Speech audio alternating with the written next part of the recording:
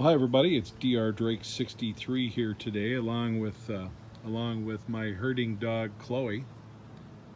Yes, and today just want to talk a little bit about AR15 type rifles, and specifically how I do my sights and sight placement with an optic in particular.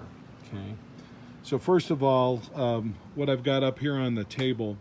On top is a bit of a Franken-build 300 blackout SBR.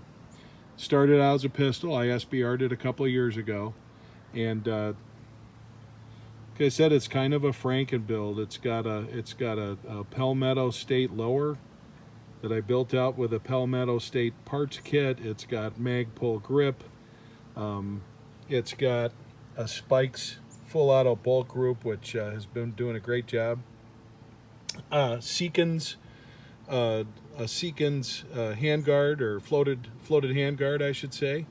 On the front here, you'll see a Kaw Valley linear compensator, and got some different thoughts about that. I may be in the market for something different at some point, but it's served me well so far.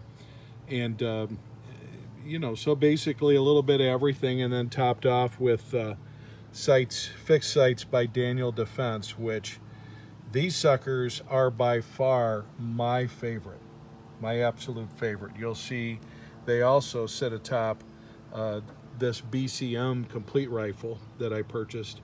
Love these Daniel Defense sights. Apparently BCM doesn't have a problem with them. They sell them on their website. So the BCM is a full BCM build.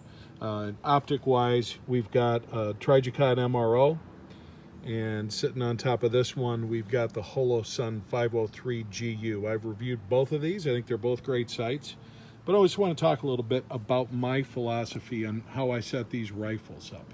I keep my Trijicon on at level 3, and you'll see that right here. And what's really cool about that, what I really like about the Trijicons, you can really easy just do one click and then you're in the off position. But on level 3, that's a 50,000 hour optic, and indoors and anything shade of the evening type, it shows up real well.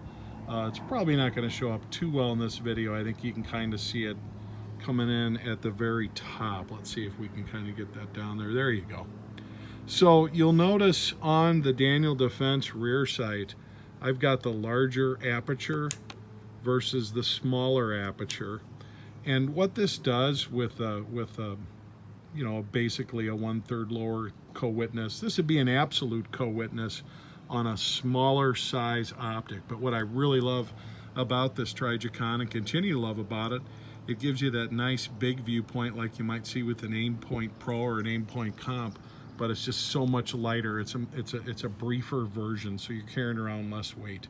But anyway, not here to talk about the red dot so much, but just in terms of showing you this here, with the larger aperture open, you've got your red dot, and with this particular optic, lots of room on top to not have to aim or anything, and with a virtually parallax free kind of scenario, you can get right on it. So I know what a lot of guys like to do is, at least on the back, they like to put a flip-up sight on there. And typically I'll tell you what I don't like about them. You're either going to have something that's an iron flip-up sight that's heavy, costs a lot of money, and still has a little bit of wiggle to it, or people go with the Magpul, the M bus sights. And I've used those off and on for years, and to be honest with you, I don't like them.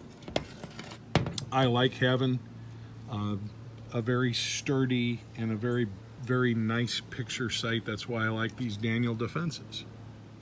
Now coming on over here with this Holosun optic, one thing you're gonna notice about it, it basically looks like an Aimpoint micro, T1, T2, whatever. It's got a lot of the same features. It's also high life battery. What I like about this one though is your dot is actually a circle with a dot in the middle, a la EOTech. And again, I've reviewed, there's a couple videos where I talk about this optic. I don't want to get too far into it, but I want to show you once again that here where you do have a true lower 1/3 co-witness setup, plenty of room to peep through this rear sight without it taking away from your ability to acquire a target. Now, I will tell you guys, for those folks that that will say, you know, Hola son, that's fine, but you know, I'd really want to put an aim point on there. To be honest, normally nothing rides on top of this SBR. Normally it's an open sight shooter. I just really like that style. It's good practice and so forth. Nice accurate rifle, but I'm not a big fan of the micro dot size. So rather than go out and spend the money, you know, 600, 700, 800 bucks on one of the higher end aim points of this size, I've got something that rates out pretty similarly. But to be honest, I'd probably be more inclined to go out and get another one of these before I'd put a higher price micro on top of this SBR. Love this SBR. Like I said, it's Palmetto State. Gonna get some boos from some of the hardcore gear guys, especially guys that see this BCM and wondering what I'm doing with this kind of thing. It's worked out fine. It's held up fine. You know, it was properly drilled. I have a really nice tight fit between my upper and my lower, even though they're from different manufacturers, and you know, that's kind of a luck of the draw thing.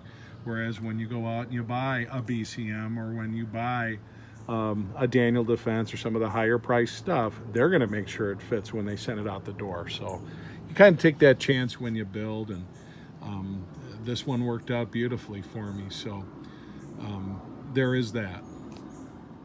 So okay guys, we're gonna start losing some daylight here pretty quick, but just wanted to give you my philosophies of how I like to do my irons on a rail, on an AR15 type setup, and both of these have worked out to be really fine firearms.